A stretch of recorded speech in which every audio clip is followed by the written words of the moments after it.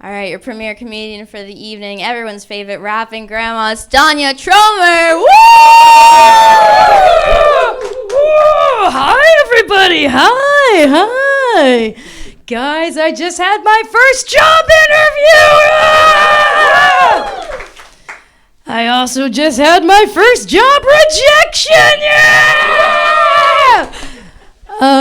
Problem is I work in kind of a niche industry. So if any of you are looking to host a Die Hard themed bris, I'm your guy. The company is called Briss Willis. And yes, we are currently being sued. Yeah. Guys, I've been having some health problems recently. Been going to the hospital for abdominal pain. Ooh, ouchie. Oh. Yeah, it turns out the doctor diagnosed me with something called sludge. The substance inside of my body is medically known as sludge. Which, is okay because it simply confirms my suspicion that all along I've been a witch's cauldron. Ooh, yeah. These problems, I've been feeling a little down lately, haven't been too confident. So I started taking naps in hot cars. Just to prove I'm more powerful than a baby, just really, really get them. All this failure has been got me thinking about high school. Yeah, high school, yeah. We know it, we love it. High school's fun because it can go so many different ways. Some people in high school have sex. I was a mime. I was a mime in high school. I was a sexy mime, all right, okay? Throw someone on the rope, throw a little wink in there. Put myself in the box, but I'm jacking off in the box, just really... It's wet stuff. The thing about this mime company, though, is that it was the only mime company in the New Jersey, Pennsylvania, Delaware tri-state area. So important shit was going on there, all right? This mime company had been around for 30 years, 3 decades of mimery. Okay? Back in the 1980s, okay, the guy who started this, the mime director, the mime Führer, I'm not sure. He was looking for a mime project to do, right? And so he saw Christmas carolers, and he said, you know what would make that better? High school mimes. And you know what? That didn't work out.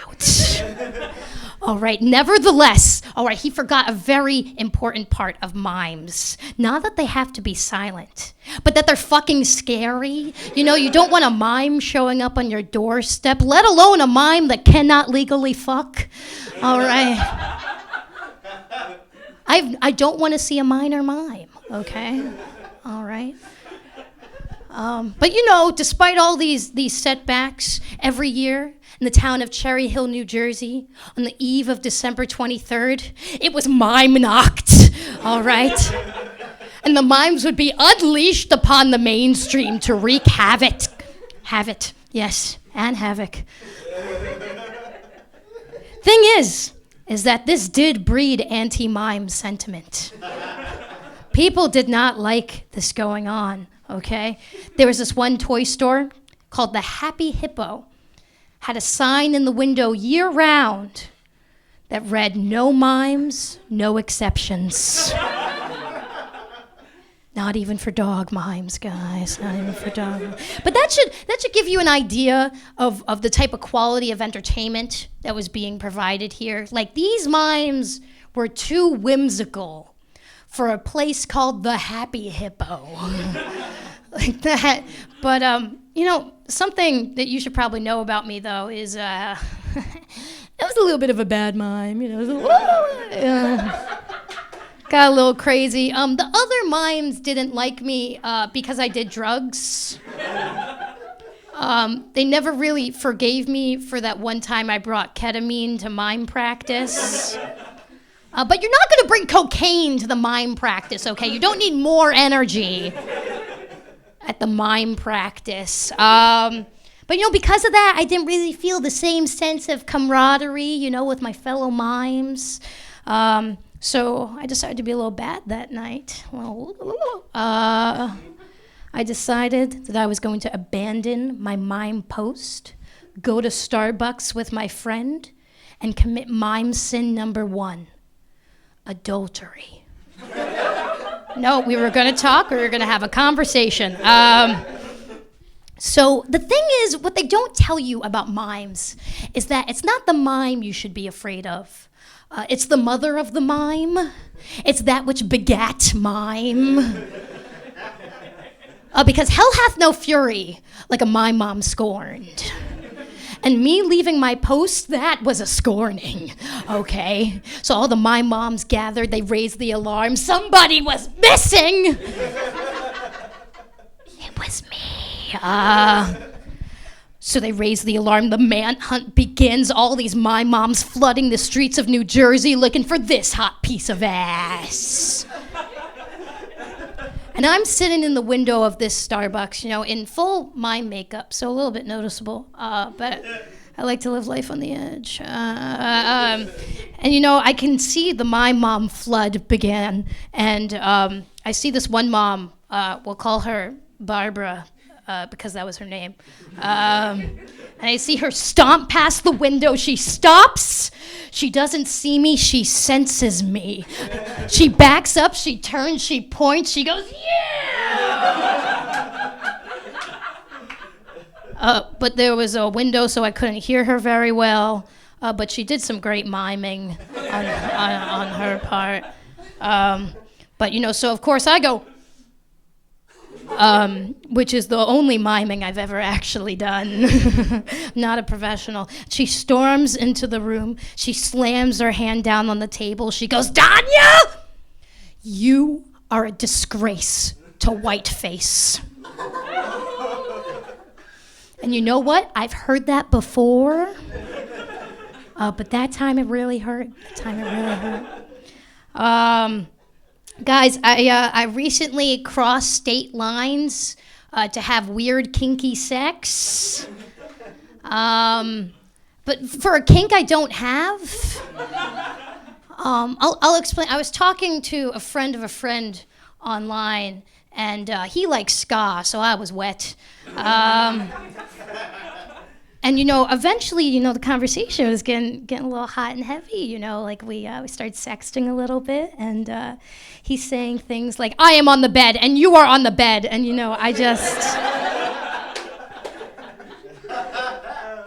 I melt into the fantasy. So, I ask him, I'm like, "Okay, I'm on the bed. Like, what's next?" And he says, or texts, "Danya, I want you to straddle me, look me in the eyes, and unzip the big puffy coat you have on."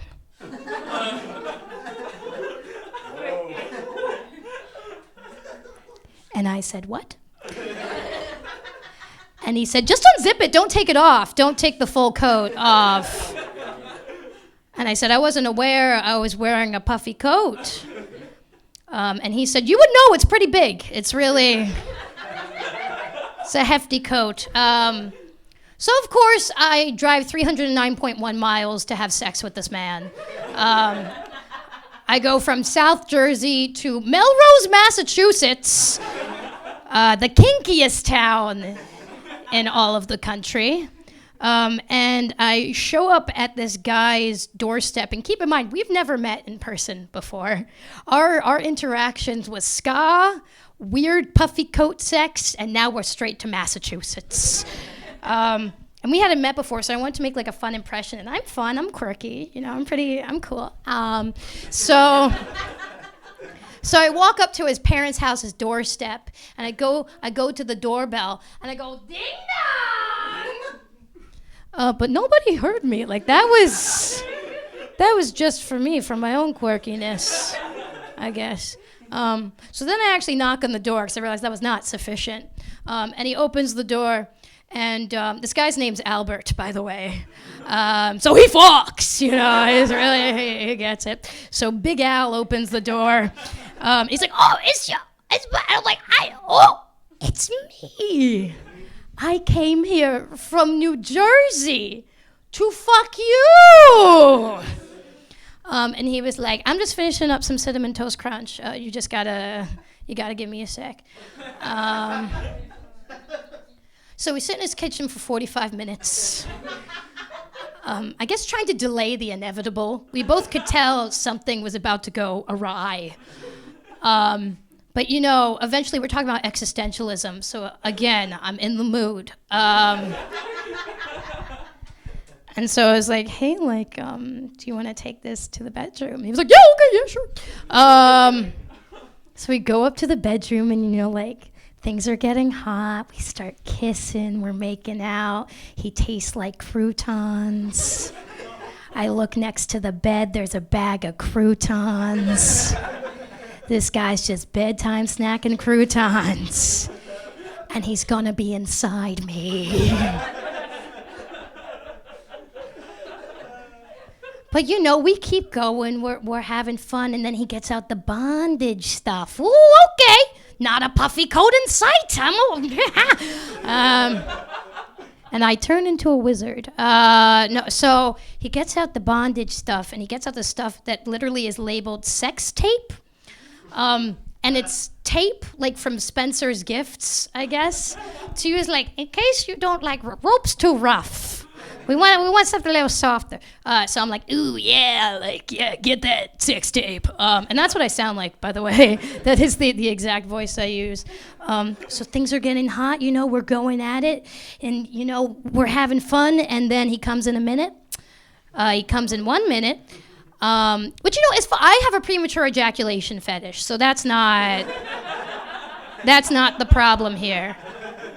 The problem is that I endured Connecticut to get to this house, all right? This wasn't going to be over in a minute. So I'm trying to think about, what to do. And so he's recovering from my gorilla grip. And that's also the sound it makes. Hello. So he's recovering, and I'm like, can I, maybe give you a blowjob? And he was like, yeah, okay, yeah, sure, yeah, okay. And, because, I didn't want this to be over so quickly, so I decide, I traveled so long, this was going to be some championship dome, all right? He was gonna get the best of the best. There was gonna be rocket kicks, all right? It was going to be great. So I got a little caught up in the specialties, and, I get in position, so I that's how you, so I get in position, I'm like, I'm gonna do this now. And I look him in the eyes, and I say to him, I have no gag reflex, which isn't true. That's not true at all. But since I was so determined to just be a god, hubris is what happened here. I went all the way back, and then I went, whoop! And then, whoa, like a fountain. Sausage McGriddle, puke all over him, all over the bed. Not good, all right? And his parents are home in 30 minutes. Oh! Zany situation going on here, all right? So he's like, okay, all right, we have to hide the sheets. We have to hide the puke sheets. And I'm like, why? Your mom's not going to come into your room. He's like, my mom cleans my room every day. And I said, we don't have time for this. We can't get into this right now, but this will come later. And so he gathers the sheets, and we're like, we'll put them in the washing machine. Ah, okay, smart. So we dunk them into the washing machine. We get into the living room. We're real casual. We're real cool. This is how you sit. And his mom comes home, and I'm totally cool. All right, I'm not sweating from behind my knees at all. All right, I couldn't. All right, but. So his mom comes home, and I shake her hand, and I said, hey, I didn't have sex with your son. And she was like, totally believe you. She actually thought the reason I was staying with them was so I could go to the Canopy Lake amusement park in New Hampshire, which is true, but I also, I had ulterior motives, But, she shakes my hand. We're having a great time. Like, besties. And she's like, oh, I'm so sorry. This is so rude, but I have to go do the laundry. And I was like, okay. So she goes into the laundry room, and I think it wasn't even 3 seconds. She must have just wafted the sausage McGriddle puke. And she comes out of the laundry room, and she does that mom whisper where, like, they want everyone to hear, but they disguise it as a whisper. She's like, Albert, can you come here for a second? Okay. So, Al goes like, that's I like to imagine that's how he walks now. Post-dick. Okay. Yeah, so he goes over to his mother, and his mom's like, Al, like, are you feeling a little sick today? And he was like, oh, Mom, I'm sorry. I had some bad pad thai at the Thai place at the mall. And his mom, in the coldest voice I've ever heard, just goes, the pad thai place is closed. So I slept in Worcester that night. And I threw up on that guy's dick, too.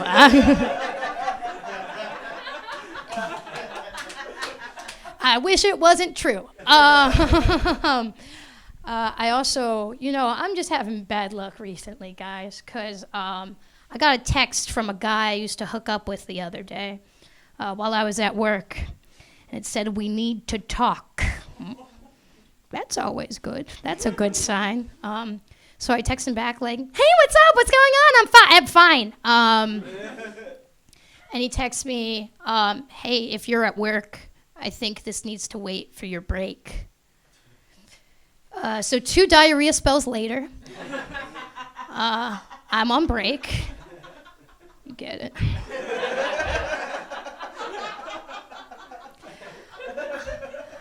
I'm on break, and I text him back. I'm like, okay, so like, hey, what's going on? What is going on? And he texts me. He goes, Danya, I think your nudes may have leaked. That's not good. So I text him back, and I said, are you sure they're mine? And he says, Danya, I've seen your areola. I'd be shocked if this wasn't you. And I said, okay, all right, send over the video. I'll take a look at this. And so he sends over a video that's entitled, Total Dork plays with her titties until she comes. First hint that this might not be me. I've never had an orgasm before. Not once in my, like the Sahara down there, all right? Guys in safari hats. Second hint that this might not be me. I don't play with my titties, I work with them, all right? This is an OSHA-sanctioned zone. Scaffolding is about.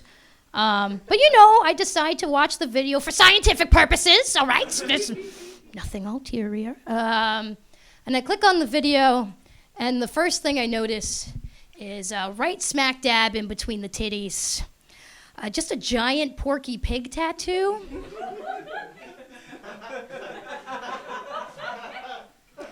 And, so I was a little insulted because, first of all, this guy who had been inside me thought it was plausible that I would get what seems to be a $400 Porky Pig tattoo when he knows I'm a foghorn leghorn type of guy. You kidding me? Second of all, if that were me, I would have come and then finished the video by saying, eebity-eebity-eebity, that's all, folks! Like a professional! Thank you so much, guys. I'm Danya Trommer.